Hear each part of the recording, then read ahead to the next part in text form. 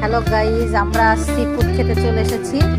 আর এটা কি ফিশ? এটা আমরা কি ফিশ নিলাম? এটা লাল পোয়া। এটা হচ্ছে লাল পোয়া।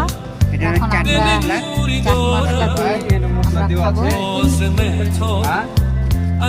সব রকম মশলা, হাত দিও না, বেশি দিলে আমার হয়ে যাবে। এবার লেবু চিপে দাও, লেবু চিপে দাও, তারপরে সসটা দিও। আমরা সবকিছু দিয়ে খাওয়ার জন্য প্রস্তুত করছি। গাইজ, আর আপনারা যদি খেতে চান অবশ্যই এই সি ফুড খেতে চলে আসবেন। এটা হচ্ছে, লোকেশনটা হচ্ছে আইবাদ। সব রকমেরই ফিশ পাওয়া যায়।